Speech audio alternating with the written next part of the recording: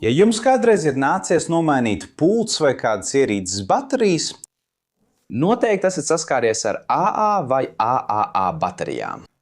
Bet kāpēc baterijām ir šie burti?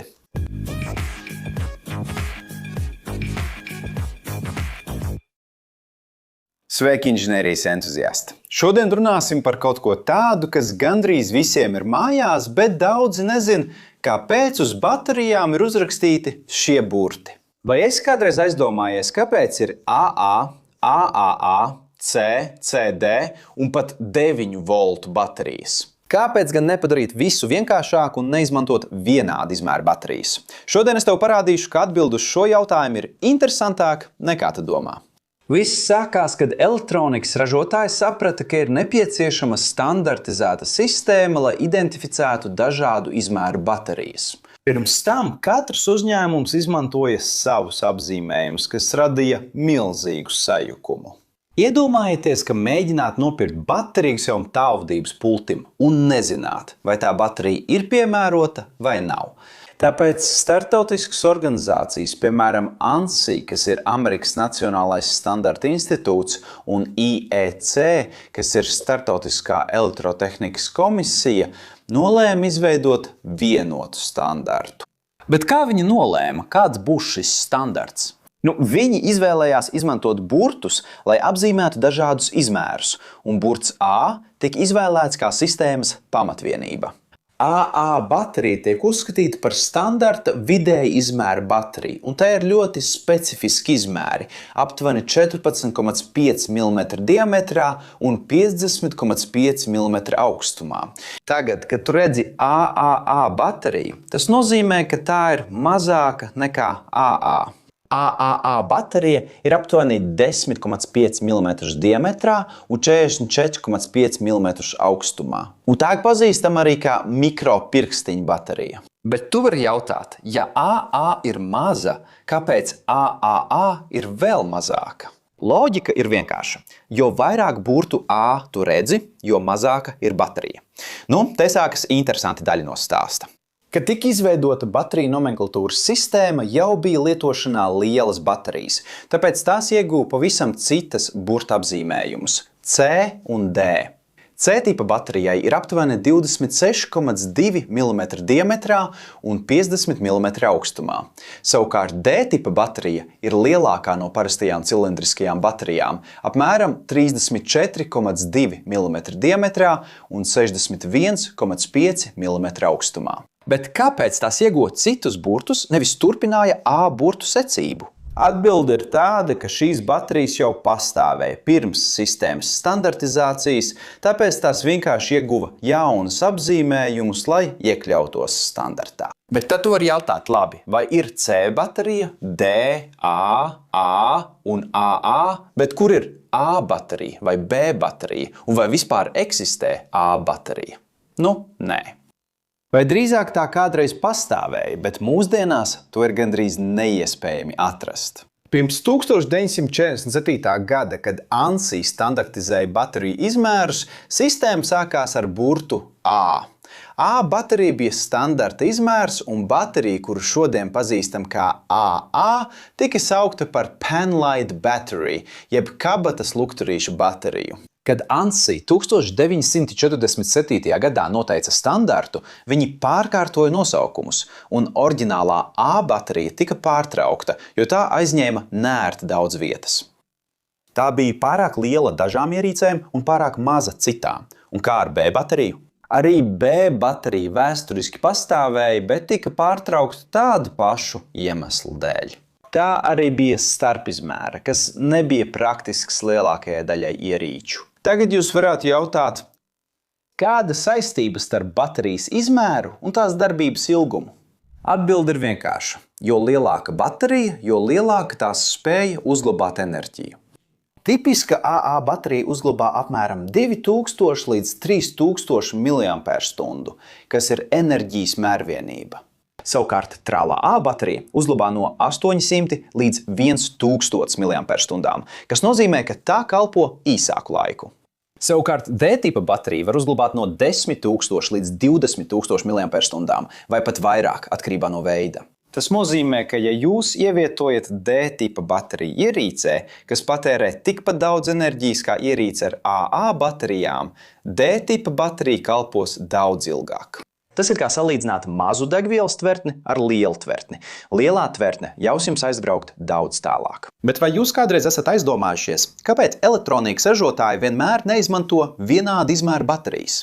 Ja visas ierīces izmantotu D-tipa baterijas, piemēram, tad elektroniskās ierīces būtu ķieģeļa lielumā un nebūtu iespējams tās nēsāt kabatā.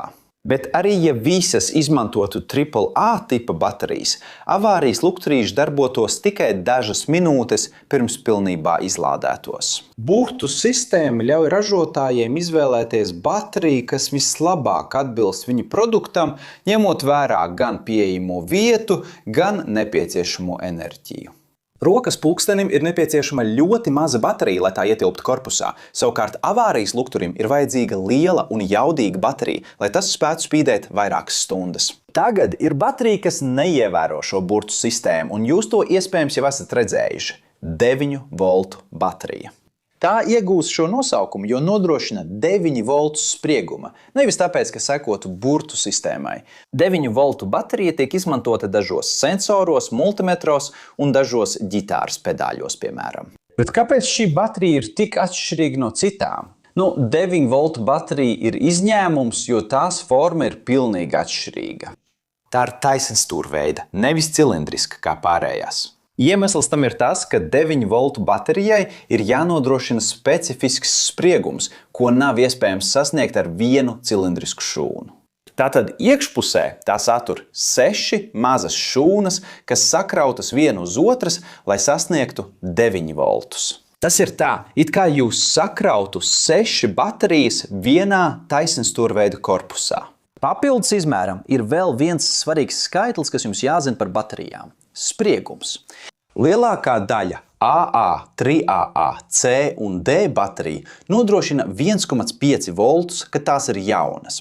Taču jūs varat atrast uzlādējumās baterijas, kas nodrošina tikai 1,2 voltus. Šī nelielā atšķirība, 0,3 volti, var šķist nenozīmīga, taču dažās jutīgās ierīcēs, piemēram vecākās digitālajās kamerās, šī atšķirība var ietekmēt veiktspēju. Tāpēc dažas ierīces darbojas labāk ar AA sārma baterijām, kas nodrošina 1,5 voltus, nekā ar uzlādējumām baterijām, kas nodrošina tikai 1,2 voltus. Ierīce ir izstrādāta darbam ar noteiktu spriegumu, un ja jūs ievietojat bateriju ar zemāku spriegumu, tā var nedarboties tik labi. Bet vai jūs kādreiz esat aizdomājies, vai bateriju nosaukumu sistēma nākotnē mainīsies? Attīstoties tehnoloģijām, baterijas kļūst arvien efektīvākas un kompaktākas. Daudzas mūsdienu ierīces vairs neizmanto AA vai AAA baterijas. Tās izmanto pielāgotas litija-jonu baterijas, kas ir daudz mazākas un jaudīgākas. Mobīlie tālruņi, planšetdatori, klēpdatori – visi izmanto pielāgotas baterijas, kas neatbilst burtu standartam.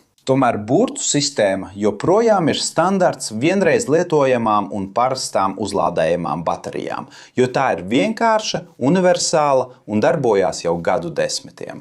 Kamēr pastāvēs ierīces, kas izmanto šīs baterijas, nomenklatūras sistēma visticamāk paliks nemainīga. Lai arī cilvēki domā, ka zina visus bateriju veidus, es aicinu tevi iepazīties ar dažām citām. Ja tev kādreiz ir nācies atvērt savas mājas elektronisko vārtu pulti, iespējams tu jau esi redzējis A23 vai A27 bateriju. Atšķirībā no baterijām, kuras mēs pazīstam, tās nodrošina 12 voltu spriegumu. Un tās ir diezgan izplatītas automātisko vārtu pultīs un ir ļoti mazas. Mums ir arī AAA tipa baterijas ar 4A, kas ir ļoti tiebās, apmēram 8,3 mm diametrā un 42,5 mm garumā. Un jūs tās varat atrast dažās planšetdatoru pilspalvās, dažos lāzeros, ļoti tievos tālvadības pultīs un dažās medicīnas ierīcēs. Mums ir arī tā sauktā pus-AA baterija, un kā jau var noprast, tā ir puse no AA baterijas. Taču atšķirībā no parastās, tā nesniedz 1,5 voltus, bet gan 3,6 voltus. Un tā ir specifiskāka pielietojuma. Parasti šīs baterijas tiek pielādētas uz schēmpotēm, piemēram, drošības sistēmās un PLC. Un tā beigās tas, kam vajadzēja būt standartam visam, pārvērtās par jucekli ar dažādiem tipiem un saīsinājumiem. Bet vismaz tagad jūs zināt, jo vairāk A ir baterijas nosaukumā, jo mazāk tā būs. Un ir labi zināt, ka ir divu veidu baterijas, kuras var izmantot jūsu vārtpultī. Un iespējams tieši tas arī ir iemesls, kāpēc tas nedarbojas kā vajadzētu. Ja tu esi ticis līdz šai vietai un tev patika video, noteikti abonē kanālu, ja vēl neesi abonējis. Nospied patīk un ieslēdz paziņojumu zvaniņu. Tagad pastāsti man šeit, vai tu kādreiz esi stiprāk nospiedis tālredzības pults pogu, lai mēģinātu izspiest pēdējo enerģijas pilienu no baterijas? Vai tev kādreiz ir gadījies sajaukt, mainot ierīces baterijas un tad atklāt, ka esi nopircis nepareizo?